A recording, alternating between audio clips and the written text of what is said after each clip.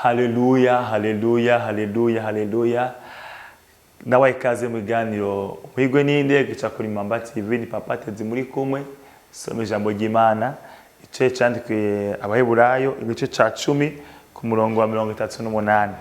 Ariko umugorotsi wanje azobeshwaho no kwizera, nawe niyonjora ntazoyimbara umutima wanje. Umugorotsi wanje azobeshwaho no kwizera, nawe niyonjora ntazoyimbara umutima wanje. Nje kubabwira iki shaka urabiga igicapo kimwe cy'abantu batatu. Umuntu wa mbere ari imbere umuntu wa mbere ari imbere ni ijambo ry'Imana. Umuntu wa kabiri akurikira ni wewe nanje. Umuntu wa gatatu akurikira ni ibigumbagumba. Umuntu wa mbere ijambo ry'Imana, wa kabiri wewe nanje, wa gatatu ibigumbagumba. Ikindi gicapo cerekana neza ubuzima umukristo akwiye gukora, ko we ijambo ry'Imana, ivyo Imana yavuze, ivyo Imana yasezeranye bikwiye kuguma imbere. Hama agakurikira, hanyuma ibigumbagumba bikaja inyuma. Ibigumbagumba kandi bicorike, dushira imbere ibigumbagumba, hama wowe ukurikire, hama ijambo ry'Imana rikurikire.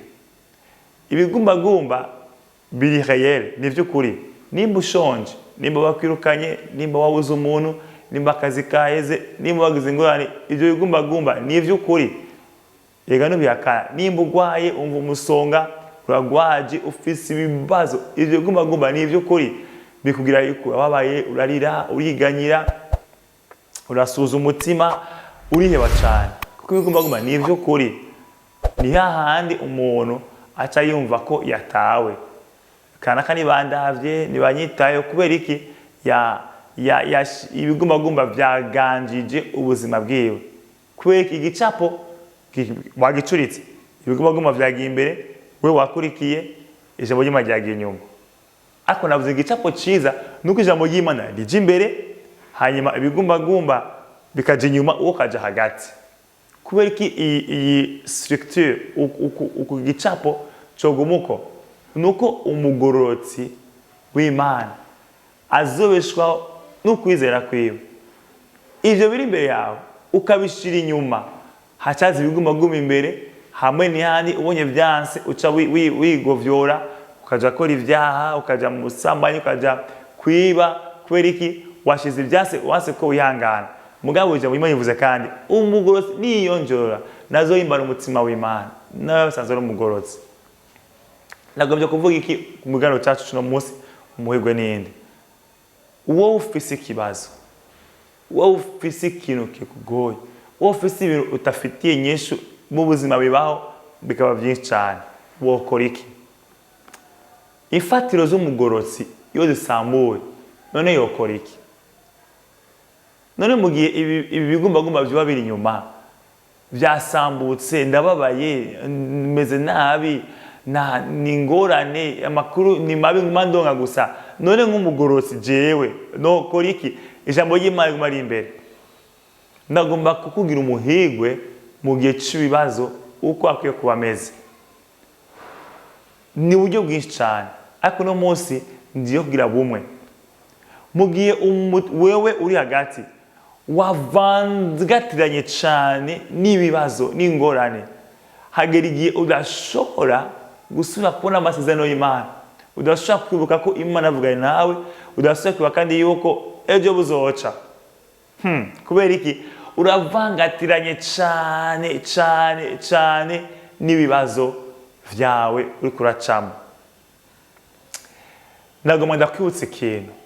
Umuhirwe Ninde rero n'umuntu iyo aciye mu bibazo, imfatiro z'amafaranga, imfatiro z'amagara yiwe, imfatiro z'imigendanire, abavukanye abagenzi bavuyeho, umuntu yibuka yuko ubwa mbere ijambo ry'Imana riri imbere, Imana ibesha ivyo yavuze n'ukuri. Ubwa kabiri yibuka yuko ibibazo bitamaho, wanashaka ibibazo wahuye navyo mu myaka iheze, uno munsi ari byo urondera ukabibura, kandi wamenga bwa bikomeye cyane ntibigusiga, ariko no munsi byarenganye. Amen, amena cyane. ubugira gatatu, kukiriyo ugihumeka igitangaza kiracyashoboka.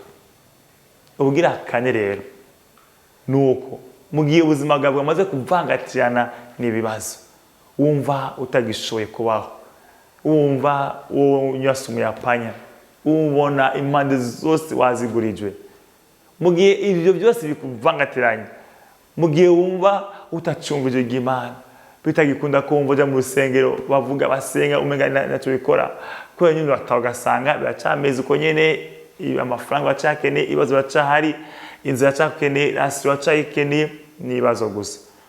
Umuhirwe ninde rero? N'uyu muntu ashobora gusubira inyuma gato, rimwe ipa imwe canke zibiri, hama akaraba bya bigumbagumba vyiwe, akaraba ca kibazo ciwe, simvuze ngo ugihebe canke uburenganzira bidahari, ufate ico kibazo hanyuma ugishikirize Yesu. Haleluya. Subira inyuma gato konyene, kugira ngo widetashe, wikure ko n'ivyo wivangatiranye navyo, hanyuma ubishikirize Yesu. Uzoshitana amahoro. Kwiko cawe kiho kirigwa. Muga mugiwe ugumujonga amaboko n'amaguru, ukagomba gufasha Imana, ukagomba guca ngaha, ukagomba kwiyohereza, uzokomana gahinda n'uwa umutima wawe, kubera yuko abantu barahindagurika, abantu uko nyine bameze. Ariko ni wasuye inyuma gatoya, udahevye uwo mutwaro, si sinye yo kunaniwe, si kimese yuko urevye gusenga, ariko usuye inyuma gatoya, hama ikibazo kirabe, hama ugishikirize Yesu. Ibi sindabishoboye, ibi Yesu bazi ko navyo mshoboye, ibi vyansi ndababaye meze uko. Muga nutangure yo ndapfuye, Yesu wampevye, Yesu wagiye hehe, wanteranye. Ivyo bintu aho vyanse mu jambo ry'Imana, sinzi iyo Bibiliya aho iba wayisomye. Ijambo bivuga ko iri kumwe natwe kugera ku muhero w'isi. Uyu muhigo we rero uciye mu bibazo, ushobora gusubira gatoyi, hama ukabereza Yesu, nugombe gutangura ubugombe bw'Imana, ariko ubereza Yesu. Mugumane kino gicapo, ijambo ry'Imana, amasezerano y'Imana imbere, wowe ukurikire ibigumbagumba inyuma. Uri umuhigo wewe mu gihe biba bikoroganye, n'utumenga birarangiye, subira inyuma gatoyi, hama ubihereze Yesu. Uzobona ingene abitunganya nk'uko yabikoze mu myaka iheze, nk'uko yabikoze no ku bandi bose. Ijambo ry'Imana niyo tangura, iwawe kunanirwa arashoboye. Mwarahizagiwe cyane gose. Amen, amen.